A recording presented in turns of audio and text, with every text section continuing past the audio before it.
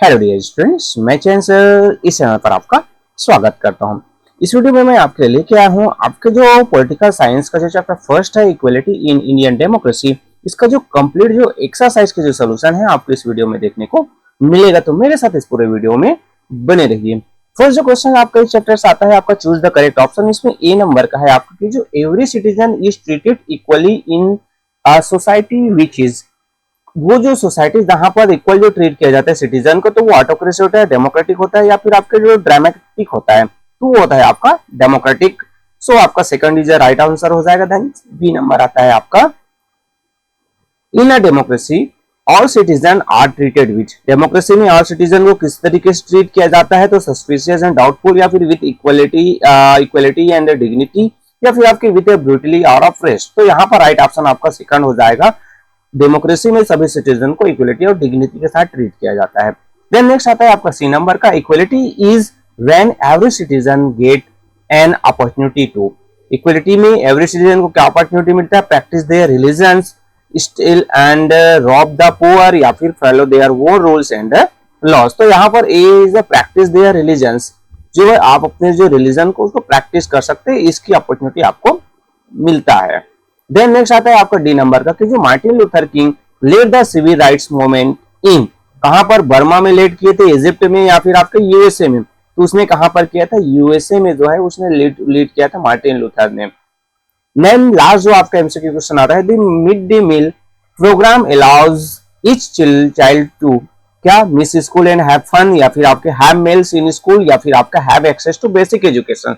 तो mid day meal जो programmes है वो एवरी जो चिल्ड्रंस को क्या प्रोवाइड करता है, मील्स जो है खाना प्रोवाइड करता है, खाने के साथ वहां पर बेसिक एजुकेशन जो उनको प्रोवाइड किया जाता है। तो हम जो है पॉइंट के अकॉर्डिंग टू वहां पर मील जो दोपहर का जो खाना है, मिड डे मील मतलब जो दोपहर का खाना है वो स्कूल में ही उनको प्रोवाइड किया जाता है। तो इस तरीके से ई का ऑप्शन हुआ। देन नेक्स्ट आता है आपका filling the blanks, E number आता है right to education allows dash to go school, right to education किनको अलाउ करता है कि वो स्कूल जा सके, वुमेन, चिल्ड्रन, या फिर डिसेबल, तो किनको अलाउ करता है, चिल्ड्रंस को अलाउ करता है।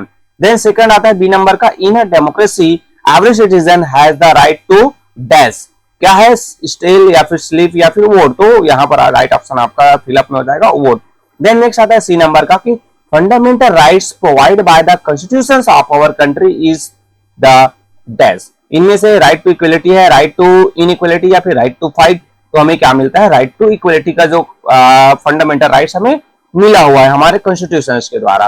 देन नेक्स्ट आता है आपका डी नंबर का, sex ratio is the number of dash to the number of dash. So यहां पर आ जाएगा आपका जो sex ratio is the number of women to the number of men. तो ये आपका क्या हो जाएगा, सेक्स रेशियो वाला हो गया। देन लास्ट आता है आपका अंग सैन सू की बिलोंग टू डैश, कहां से बिलोंग करते, बांग्लादेश, कंबोडिया, या फिर म्यांमार। तो वो जो है कहां से, म्यांमार, जैसे बर्मा भी कहा जाता था पहले, तो बर्मा या फिर म्यांमार, कोई भी आप जो है आपका ऑप्शन में म्यांमार है तो म्यांमार, बर्मा दिया है तो बर्मा, दोनों एक ही है ना, कंफ्यूज नहीं होना। तो ये हो गया आपका फिलअप वाले क्वेश्चंस। नेक्स्ट आता है आपको match the column, column A से कॉलम बी को आपको क्या करना है, मैच करना है। तो चलिए इसका हम आंसर देखिए। तो कॉलम ए में यूनिवर्सल अडल्ट फ्रेंचाइजीज, तो मैच करें तो allows every citizen the right to vote. Then religious equality, तो ये one can practise which ever religions one choose, कौन से जो कोई भी जो रिलीजन चूज करके हम उसको प्रैक्टिस कर सकते हैं, उसको फॉलो कर सकते हैं। Then caste system, caste system क्या है, based on inequality, caste system एक ऐसा है जहां पर इनइक्वलिटी, डिफरेंट कास्ट के बीच जो है इनइक्वलिटीज होता है। Then right to education act, ये क्या करता है कि every child get basic education, तो यहां से इसके साथ मैच हो जाएगा। Then the right to express one self irrespective of one's status happen only in a democracy, मतलब हम अपने आप को जो है जैसा भी है हम अपनी क्या कर सकते हैं, एक्सप्रेस कर सकते हैं। तो हमको ये अधिकार हमें दिया हुआ है, तो वो कहां पर मिलता है, सिर्फ डेमोक्रेसी में मिलता है। तो ये जो है आपके जो मैच द कॉलम वाले जो क्वेश्चंस हुए, जहां पर हमने कॉलम ए से कॉलम बी को मैच कर लिया। नेक्स्ट आता है आपका put a right mark if the statement is correct and wrong if incorrect, correct है तो राइट लगाना है, इनकरेक्ट है तो रॉन्ग लगाना है, ट्रू एंड फॉल्स वाले क्वेश्चंस। तो India is an autocratic nation, ये आपका क्या हो जाएगा, रॉन्ग स्टेटमेंट हो जाएगा। हमारा इंडिया क्या है, डेमोक्रेटिक नेशन है। Then the constitution of India treats all its citizen equally, ये आपका क्या हो जाएगा, करेक्ट स्टेटमेंट है, तो राइट का मार्क्स हमने लगा दिया। Then all citizen enjoy the right to vote, ये भी आपका क्या है, करेक्ट हो जाएगा। यहाँ पर ऑल सिटीजन की बात किया गया है ना, तो ऑल सिटीजन सभी को नहीं लेंगे हम, यहाँ पर इस तरीके से जो जितने भी यहाँ पर जो अडल्ट जो सिटीजन होते हैं उनको वोटिंग राइट्स मिलता है। देन नेक्स्ट आता है आपका the caste system is based on equality, ये आपका क्या है, रॉन्ग स्टेटमेंट हो जाएगा। और जो कास्ट जो सिस्टम है वो इनइक्वालिटी पर बेस्ड है, यहाँ पर इक्वालिटी की बात किया गया है, तो ये रॉन्ग स्टेटमेंट हो जाएगा। Then every workers has to be treated with dignity, ये आपका क्या हो जाएगा, ये राइट स्टेटमेंट हो जाएगा। एवरी वर्कर्स है उनको डिग्निटी के साथ ट्रीट करना चाहिए। तो ये आपके राइट एंड रॉन्ग वाले क्वेश्चंस हुए। देन नेक्स्ट आपका आता है प्रोजेक्ट आर्ट इंटीग्रेटेड लर्निंग से रिलेटेड, अगर आपके टीचर्स बोलते हैं तो भी आप इसको नोट डाउन कर सकते हैं। इसका जो है आज हमें लिस्ट बनाना जो फंडामेंटल राइट्स हैं हमारे कॉन्स्टिट्यूशन के द्वारा प्रोवाइड किया गया है, तो देखते हैं। तो जो हमारी 6 जो फंडामेंटल राइट्स है, फर्स्ट जो आता है राइट टू इक्वलिटीज, सेकंड है आपका राइट टू फ्रीडम, थर्ड आपका राइट्स अगेंस्ट एक्सप्लॉयटेशंस, फोर्थ आता है आपका right to freedom of religions, then fifth आता है कल्चरल एंड एजुकेशनल राइट्स, और मोस्ट इंपॉर्टेंट राइट्स आता है जो राइट टू कॉन्स्टिट्यूशनल रेमेडीज। तो इस तरीके से ये जो आपके 6 फंडामेंटल राइट्स है, आप इसको नोट डाउन कर सकते हैं, आपको ये हमेशा याद रहना चाहिए। नेक्स्ट आपका क्वेश्चन है ग्रुप डिस्कशन से रिलेटेड, इसमें आपका क्वेश्चन है कि you have studied the fundamental rights of the citizen of India, of this which do you feel are most important. Fundamental right से रिलेटेड क्वेश्चन है, आपको कौन सा जो क्वेश्चन है वो इंपॉर्टेंट रखना है, तो इस लगता है तो इससे रिलेटेड आप जो है क्या कर सकते हैं, डिस्कस कर सकते हैं क्लास में। मैं अपने अकॉर्डिंग आंसर यहाँ पर नोट डाउन करवा रहा हूँ। So all the fundamental rights are crucial, the right to equality and the right to freedom stand out, मतलब जितने भी फंडामेंटल राइट्स है वो बहुत ही इंपॉर्टेंट है, क्रूशियल है, बट राइट टू इक्वलिटी और जो राइट टू फ्रीडम है वो इनमें से सबसे बेहतर है। क्यों कि equality ensure fairness while freedom empower citizens to shape their lives, मतलब इक्वलिटी क्या करता है, फेयरनेस, हम सब इक्वल है तो हमें डर नहीं रहता है ना, और फ्रीडम हमें क्या करता है, जो हमारी जो लाइफ है उसको एक शेप, एक आजार देता है। So ultimately a balance among all fundamental rights is essential for democratic society. So democratic जो सोसाइटी, डेमोक्रेसी के लिए जो जितने भी जो फंडामेंटल राइट्स है उसमें बैलेंस होना, सभी एक समान होना, सबका अच्छा होना बेहद जरूरी है। तो इस तरीके से ये जो है 6 ग्रुप डिस्कशन से रिलेटेड आंसर हुए। नेक्स्ट आपका आता है एनालाइजिंग एंड एवल्यूटिंग वाले क्वेश्चन, इसमें देखिए कि do you think all the fundamental rights are equally important, give reason to justify your answer. अब यहाँ पर आपको बताना है कि ऑल द फंडामेंटल राइट्स है वो इक्वली इंपॉर्टेंट है, और इसको आपको रीजन बताते हुए आपको आंसर देने हैं। तो आंसर में आपका हो जाएगा fundamental rights like building blocks work together, मतलब फंडामेंटल राइट्स क्या करता है, एक दूसरे को एक ब्लॉक के रूप में बिल्ड करता है, सभी एक दूसरे के हेल्पिंग रूप में काम करता है। While some might seem more important in certain situation, all contribute to just society. Means जो कभी कभी हमें लगता है कि कुछ जो है ज्यादा इंपॉर्टेंट है, बट सभी जो मिलकर एक जो है सोसाइटी को बेहतर कंडीशन में प्रोवाइड करता है। So they are interconnected, free speech allow you to fight for other rights, each rights protect a basic human dignity and limitations on one right can weaken other। Miss यहाँ पर क्या होता है कि जो अगर हम एक दूसरे से इंटरकनेक्ट है तो स्पीच हमें क्या करता है, एक जो चीज है वो दूसरे को हमें अलाउ करता है कि भाई हम अपने जो राइट्स के बारे में बोल सकें, हम उसके आगे बढ़ सकें। ये जो राइट्स है वो एक दूसरे की जो प्रोटेक्ट करता है, ह्यूमन डिग्निटी को प्रोटेक्ट करता है।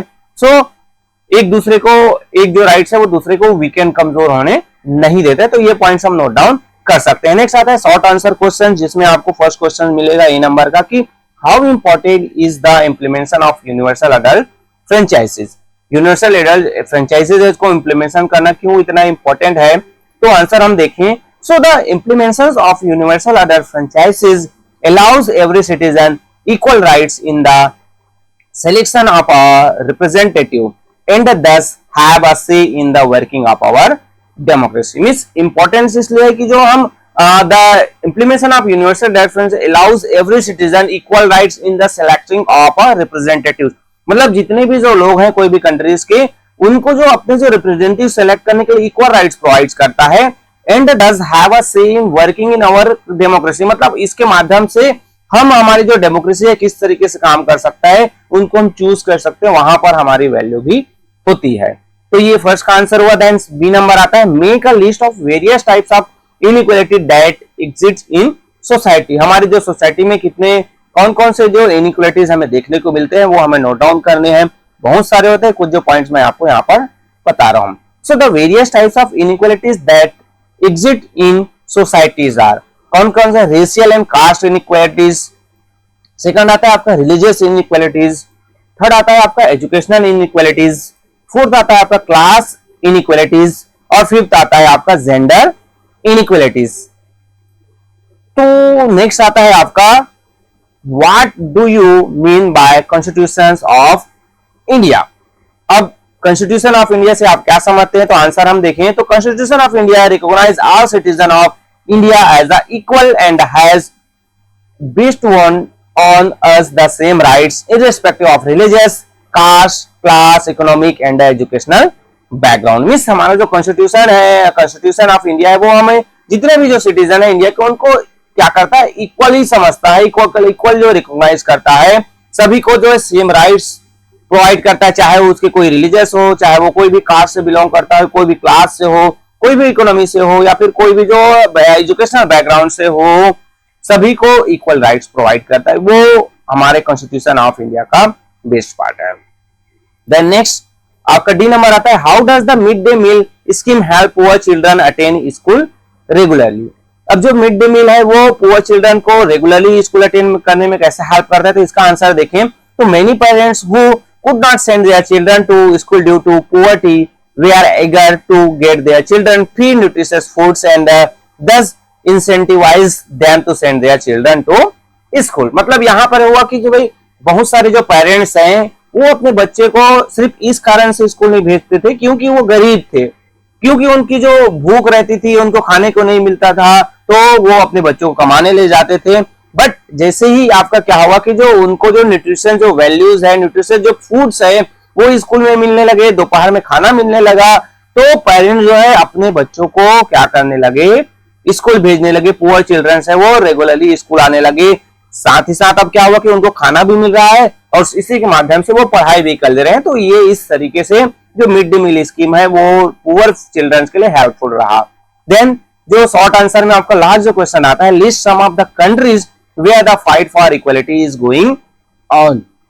कंट्रीज के आपको नाम बताने जहां पर आपकी क्या है, लड़ाई लड़ी गई इक्वलिटी के लिए। तो यहाँ पर नॉर्थ अमेरिका, म्यांमार जिसे हम बर्मा के रूप में जानते हैं, पहले जानते थे बर्मा, अभी म्यांमार हो गया उसका नाम, इजिप्ट है, लीबिया है, ये क्या है, are some of the countries where the fight for equality is going on. मतलब यहाँ पर जो है इक्वलिटी के लिए लड़ाई लड़ी गई, अभी भी चल रहा है कई जगह पर।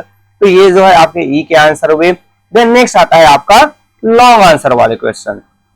लॉन्ग आंसर क्वेश्चंस में आपका ए नंबर आता है, explain the fundamental rights of the citizen to equality and how important it is for the progress of a nation. Different fundamental rights है, हमने पूरा चैप्टर अच्छे से स्टडी किया है। अगर आपने वीडियो नहीं देखा है तो ऊपर में आपको जो है लिंक मिल जाएगा, नीचे डिस्क्रिप्शन बॉक्स में भी लिंक मिल जाएगा, साथ ही साथ प्लेलिस्ट अलग से बना हुआ है, वहां भी आप जाकर सर्च करके देख सकते हैं।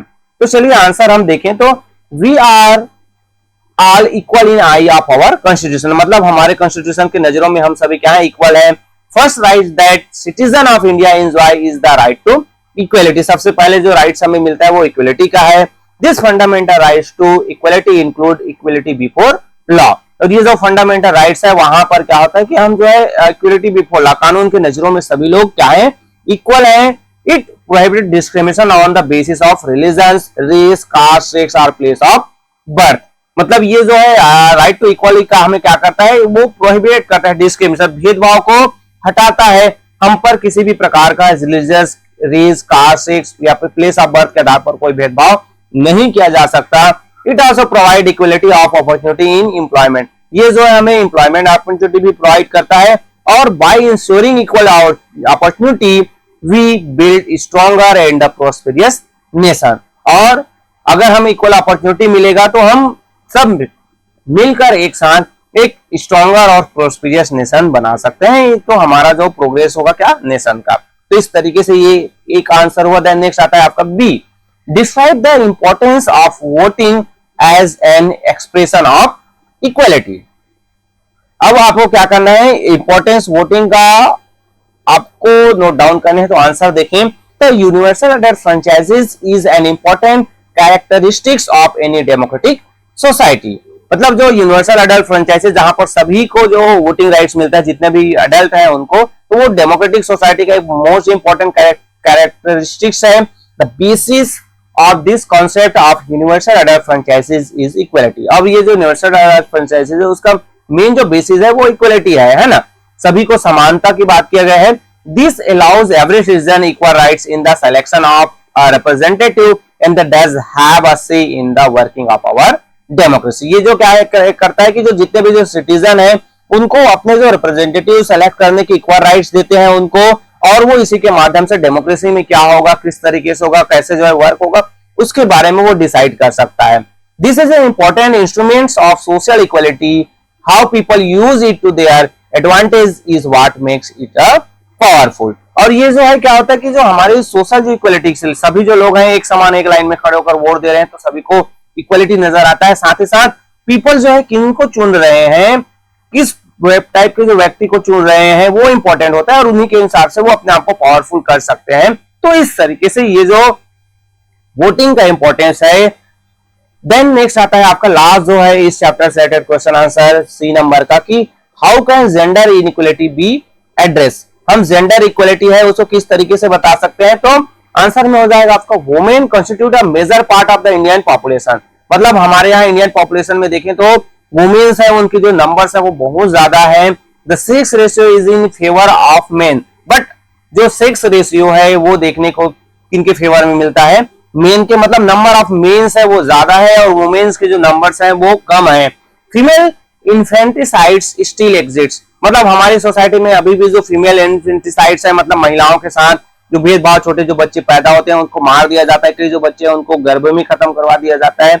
सो women's are still not getting equal opportunity to life let alone to survive, मतलब महिलाओं को अभी भी वो इक्वल अपॉर्चुनिटी उनके जीवन में नहीं मिलता है, उनको अकेले सर्वाइव कर पाना, अकेले रह पाना भी मुश्किल है, वो नहीं रह पाते हैं। तो it was only in the 20th century that gender inequality becomes prominent. ये जो 20th सेंचुरी आया तभी जो है महिलाओं को जेंडर इक्वलिटी मिल पाया, और अभी के दौर में देखेंगे तो बहुत हद तक उनको इक्वलिटी मिला हुआ है। So a democratic country accords its women equal status and respect in a society. और जो एक डेमोक्रेटिक कंट्री है वो आजकल के दौर में देखोगे तो वुमेन्स को इक्वल राइट दिया हुआ है, सोसाइटी में उतना ही रेस्पेक्ट मिलता है जितना एक मेन को मिलता है। तो इस तरीके से हम जेंडर इक्वलिटी को हम एड्रेस कर सकते हैं और बता सकते हैं कि धीरे धीरे ये जो इनइक्वलिटीज है वो दूर होती जा रही है।